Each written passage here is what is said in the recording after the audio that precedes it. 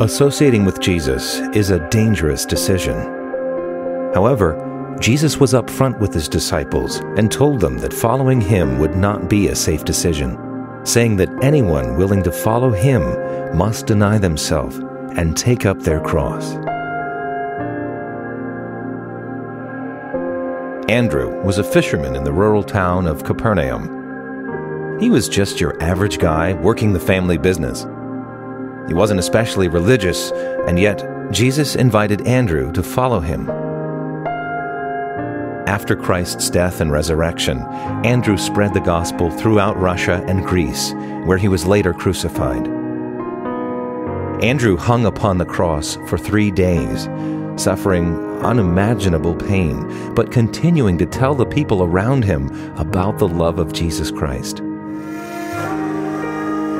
God used Andrew, an average and insignificant guy, to change thousands of lives. Peter was a hot-tempered guy who often put his foot in his mouth. He lacked faith in Jesus, denying him on 3 separate occasions. However, God transformed Peter into a man so full of faith that on some occasions the mere casting of his shadow upon the sick was enough to bring about miraculous healing.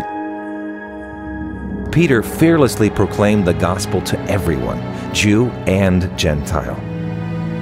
While in Rome, he had the choice to avoid crucifixion and go into hiding. Instead, he chose to surrender himself and was crucified by Emperor Nero. Peter asked to be crucified upside down because he didn't consider himself worthy to be crucified in the same position as his Lord. God transformed Peter from a volatile man of little faith into a man of such faith and courage that he willingly went to his death to glorify God. Now Thomas, one of the 12, was not with the disciples when Jesus appeared following his resurrection. So the other disciples found Thomas and said, "We have seen the Lord." But he said to them, "Unless I see the scars in his hands and put my finger where the nails were, I will not believe it." A week later, Jesus came and stood among the disciples and said, "Peace be with you." Then he said to Thomas, "Put your finger here. See my hands? Reach out your hand and put it into my side. Stop doubting and believe." Thomas fell to his knees and said, "My Lord and my God." Thomas went on to preach the gospel throughout Persia. From there, he traveled to India, where he died a martyr. God changed Thomas's heart from one riddled with doubt to one filled with faith and trust in God, even until the very end.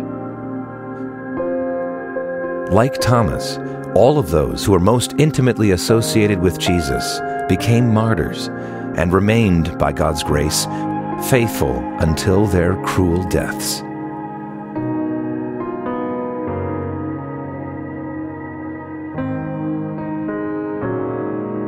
These were 11 ordinary guys, 11 nobodies that chose to follow Jesus. They had some major faults, much like you and I, but they chose to give up their lives to follow Christ and be transformed through him, to tell people about him, and ultimately to die for him. Jesus never said it would be safe following him. In fact, he knew the hardship that lay ahead for those that chose to follow him.